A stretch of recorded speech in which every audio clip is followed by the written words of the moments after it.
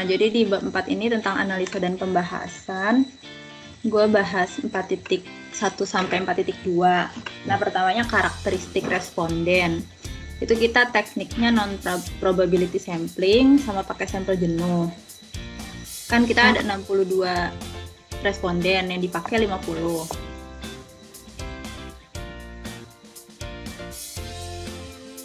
Terus karakteristiknya itu berdasarkan jenis kelamin. Nah, cuman ini tabelnya kepotong gitu loh. Mau dikebawahin tapi nanti atasnya sisa banyak. Jadi gimana ya? Gak apa-apa begitu. Tapi kalau yang waktu gue rapiin yang lain itu tabelnya kan lu kasih jaraknya gede banget ya. Itu ya, gue ngeliat di Zelda kayak double space gitu loh jaraknya. Harus gini nggak sih? Gak tau sih kalau di gue, kalau waktu gue benerin ya, gue cuma ngasih jarak tuh 1,15 apa? 1,15 doang. Jadi di naikin gitu. Di tabelnya ya. Hari ini Oh, di tabelnya. Ininya tetap aja yang jarak caption ke. Ya. Berarti ini dihapus. Kayak gitu. Terus dalam sininya dikecilin. Iya.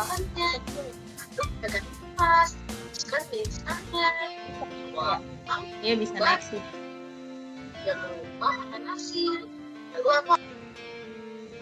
Jadi gue berapa ya? 1,5 apa 1,1,5?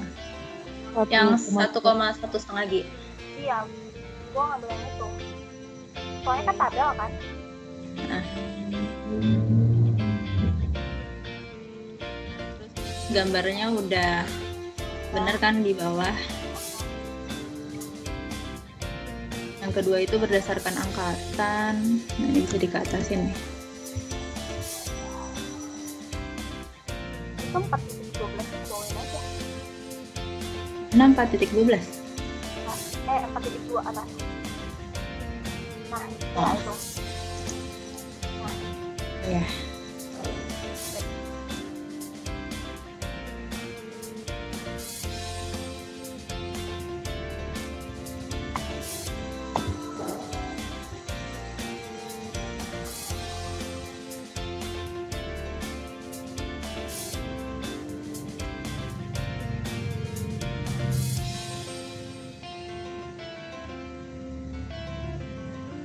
Terus yang ketiga itu berdasarkan jurusan.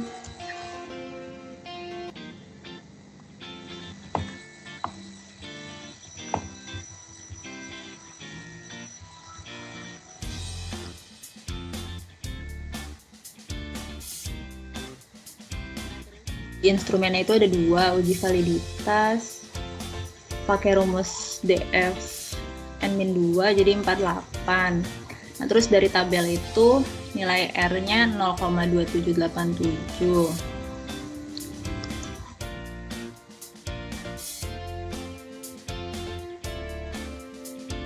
Terus nanti sekalian aja deh, bentar. Nah, ini hasil SPSS-nya itu lebih dari R tabel semua, jadi hasilnya valid.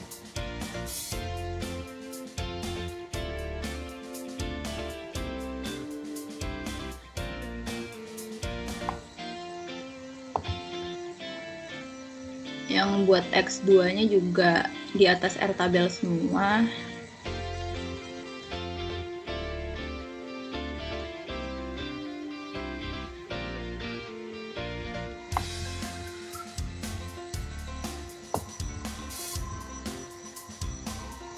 Ini yang judul kemampuan menulis kalimat efektifnya rata kiri apa rata tengah aja ya? Bebas sih sebenarnya. Iya bebas. Boleh tengah boleh. Kebetulan. Gue otak-atik tabel. Terus uji reliabilitas itu patokannya nilai kurang baca alfa di atas 0,6. Nah, hasilnya di atas 0,6 semua, berarti reliable.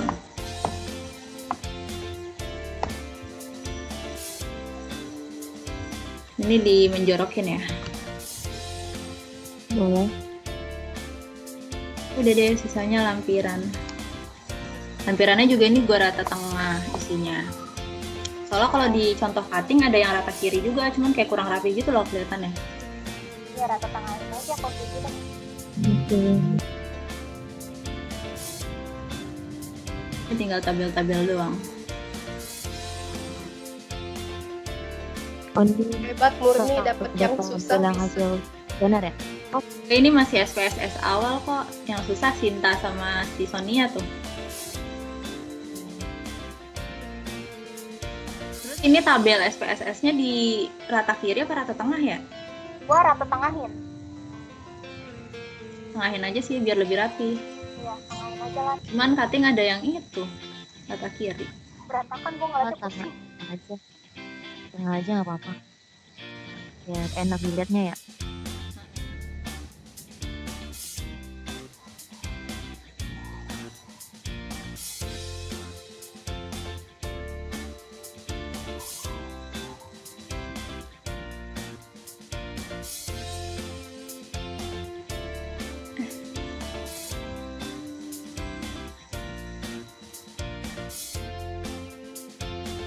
Kalau yang ini nggak usah ya, di kiri aja. Itu Soalnya cuma kecil gitu. itu kok tengahin juga, tapi ntar lu lihat aja deh Lan gimana. Coba sih. Oh ya Lan, gue mau nanya dia, lu lampirannya dari Y dulu apa dari X-nya dulu? Soalnya dari atas atas tuh dari X dulu. Gue ngeliat yang soft copy PDF ya dulu. Jadi gue ikutin ya dulu di lampirannya. Kalau hasilnya iya X dulu. iOS deh, nah oke. Sini oh ya, yang sumber bener ya, sumber Ghazali. Kalau lampiran gitu aja ya sumbernya. Iya. Gue mau nanya apa lagi ya, bentar. Jarak spasi tabel udah, paragrafnya itu menjorok udah, terus lampirannya itu rata tengah, input rata tengah, isi rata tengah, sumber udah betul. Udah sih. Ada yang mau dicek-cek lagi atau udah? Udah sih paling gitu doang. Udah bagus, hebat. Baik, selanjutnya bab 4 mengenai analisis dan pembahasan. Saya Murni Wulandari Putri menjelaskan subbab 4.1 dan 4.2. Pertama dari 4.1 karakteristik responden. Jadi penelitian ini menggunakan teknik non-probability sampling dengan teknik sampel jenuh. Sampel jenuh adalah sampel yang menggunakan seluruh populasi yang ada sebagai sampel penelitian, yaitu sejumlah 50 orang mahasiswa dalam penelitian ini. Hasil kuesioner yang diterima kemudian dianalisis dengan IBM SPSS 25. Hasil kuesioner yang disebarkan kepada mahasiswa Trisakti School of Management Bekasi menunjukkan bahwa responden berjumlah 50 orang dapat dikelompokkan berdasarkan jenis kelamin, angkatan, dan jurusan kuliah. Penjelasan dan ringkasan mengenai karakteristik responden dalam penelitian ini adalah sebagai berikut. Pada subbab 4.1.4.1, karakteristik responden berdasarkan jenis kelamin yang ditampilkan pada tabel 4.1 yang berjudul karakteristik responden berdasarkan jenis kelamin, dan ke bawah lagi pada gambar 4.1 pie chart karakteristik responden berdasarkan jenis kelamin. Ke bawah lagi. Jadi berdasarkan tabel 4.1 menunjukkan bahwa dari total 50 orang mahasiswa Trisakti School of Management Bekasi terdapat responden pria sebanyak 12 orang dan sisanya 38 orang adalah wanita. Sedangkan berdasarkan gambar 4.1, persentase jumlah responden pria adalah 24% dan sisanya sebesar 76% adalah wanita. Selanjutnya pada Murni, maaf. Murni udah ngecek di buku pedoman penulisan ilmiah, dalam penulisan diagram tadi sumbernya ada di bawah nama atau di atas di bawah gambar. sudah Udah dicek, Pak. Udah cek, benar kayak begini ya? Iya, kayak begini, ada di bawah. Oke, cuma peletakannya kurang tepat tuh, Murni. Gambarnya kurang ke tengah. Oh, Center. harusnya rata tengah ya, Pak. Jadi kelihatannya nih tulisan gambarnya ke kanan, tapi tulisan gambar ya. Tapi kalau gambarnya ke kiri, itu koreksi saja. Lanjut, silakan. Oke, baik Pak. Selanjutnya subbab 4.1.2, karakteristik responden berdasarkan angkatan yang ditampilkan pada tabel berikut dan di bawahnya pada pie chart-nya. Jadi berdasarkan tabel 4.2 dapat menunjukkan Dari total 50 orang mahasiswa Trisakti School of Management Bekasi, terdapat 2 orang responden dari angkatan 2017 dan sisanya sebanyak 48 orang adalah responden dari angkatan 2018. Sedangkan berdasarkan gambar 4.2, dapat diketahui persentase responden dari angkatan 2017 sebesar 4% dan sisanya 96% adalah responden dari angkatan 2018. Selanjutnya subbab 4.1.3, karakteristik responden berdasarkan jurusan kuliah yang ditampilkan pada tabel 4.3 dan pie chart gambar 4.3.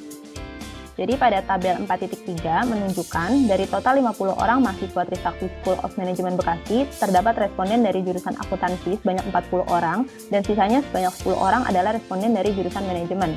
Berdasarkan gambar 4.3 dapat diketahui persentase responden dari jurusan akuntansi sebesar 80% dan 20% sisanya adalah responden dari jurusan manajemen. Selanjutnya subbab 4.2. Bentar Murni, maaf. Itu ada jurusan harusnya kapital apa tidak ya? Tolong ditandai warna kuning. Jurusan, nama manajemen, nama jurusan akuntansi. Oke? Oke, nanti saya cari tahu lagi, Pak. Baik, itu cek di Puebi ya. Terus pertanyaan saya yang kedua, Murni, mohon maaf. Ini skripsi yang punya kampus lain itu modelnya sama kayak gini. Anda ngitung statistik? Iya, sama Pak, ngitung statistik. Berarti Murni yang mengolah data statistik? Iya, untuk bagian yang karakteristik respon. Iya, maksudnya Bapak semua analisis datanya, statistiknya kamu yang olah sendiri ya berarti ya? Enggak Pak, dibagi 3. Oh, dibagi 3. Selain kamu sama? Saya Sinta Sonia. Oke, silakan lanjut. Selanjutnya subbab 4.2, uji instrumen penelitian. Pada subbab 4.2.1, uji validitas. Jadi uji validitas dilakukan dengan cara membandingkan nilai R hitung dengan nilai R tabel. Apabila nilai R hitung lebih besar dari nilai R tabel, maka data tersebut dinyatakan valid. Sedangkan apabila nilai R hitung lebih kecil dari R tabel, maka data tersebut dinyatakan tidak valid. Nilai R tabel diperoleh dari rumus sebagai berikut ini. DF sama dengan N-2, di mana DF itu adalah degree of freedom dan N itu adalah jumlah sampel. Jumlah sampelnya sebanyak 50 dikurang 2, sehingga DF sama dengan 48, dan diperoleh nilai R tabel sebesar 0,2787. Selanjutnya tabel 4.4, di sini hasil uji validitas untuk minat belajar atau variabel X1. Jadi berdasarkan tabel 4.4, seluruh nilai R hitung indikator variabel minat belajar X1 lebih besar daripada nilai R tabel. Artinya, seluruh item tersebut valid dan dapat dijadikan sebagai alat pengumpulan dalam penelitian. Selanjutnya tabel 4.5, hasil uji validitas pemahaman kalimat atau variabel X2. Berdasarkan tabel 4.5, seluruh nilai R hitung indikator variabel pemahaman kalimat atau variabel X2 lebih besar daripada nilai R tabel. Artinya, seluruh item tersebut valid dan dapat dijadikan sebagai alat pengumpulan dalam penelitian. Selanjutnya tabel 4.6, hasil uji validitas kemampuan menulis kalimat efektif variabel Y.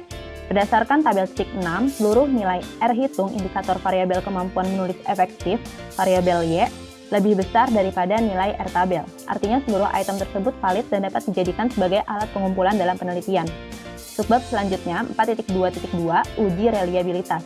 Uji reliabilitas dilakukan dengan pengukuran uji statistik Cronbach alpha atau dilambangkan A kecil.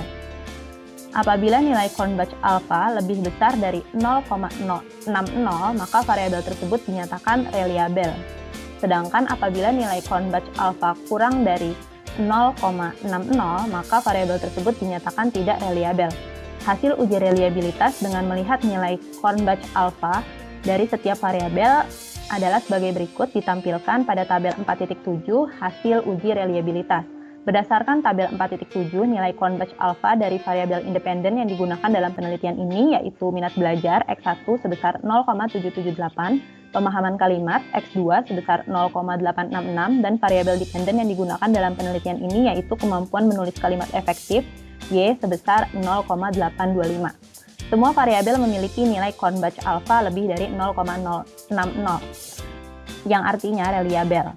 Dapat menghasilkan jawaban yang konsisten dari waktu ke waktu. Nah, di sebelah kiri itu yang sebelum revisi, yang sebelah kanan udah revisi. Jadi di bab 4.1 sampai halaman pertamanya belum ada revisi. Nah, terus di halaman keduanya itu, di sini revisinya gambarnya kurang ke tengah. Jadi gue udah ketengahin supaya pas sama keterangannya. Udah diketengahin. Lalu di sini ada revisi G-nya itu harusnya huruf kecil. Ini juga udah gue ganti jadi G-nya huruf kecil. Terus ini sama gambarnya kurang ke tengah. Terus sudah gue ketengahin di sini. Terus ini juga kurang ke tengah gambarnya. Yang pie chart karakteristik jurusan kuliah udah diketengahin. Lalu di keterangan bawahnya pie chart itu ada revisi. Revisinya itu untuk kata jurusan sama akuntansi, terus jurusan manajemen juga. Jadi kan suruh cari tahu tuh sama bapaknya. Itu tuh harus depannya pakai kapital nggak? J sama A-nya, terus J sama M-nya. Ternyata waktu gue cari di Google itu harus kapital. Jadi huruf kapital, tulisannya itu huruf kapital digunakan di awal nama pelajaran, mata kuliah, jurusan, fakultas, atau bidang-bidang disiplin ilmu. Terus di contohnya itu ada tuh jurusan teknik, J sama T-nya besar. Jadi di sini untuk jurusan, J-nya udah gue gedein, A-nya akuntansi udah gue gedein, terus jurusan manajemen, J-nya juga udah gue gedein, M-nya juga udah gue kapitalin. Sebenarnya selain itu ada kata jurusan manajemen lain nih di sini, sama jurusan akuntansi. Nah ini kemarin lupa dikuningin, enggak. Tapi di sini udah gue ganti. Jadi jurusan akuntansinya masing-masing depannya kapital, jurusan manajemen juga masing-masing depannya kapital. Untuk uji validitas nggak ada koreksi, dan terakhir itu uji reliabilitas juga nggak ada koreksi. Ya udah sih, sekian dari revisi kemarin.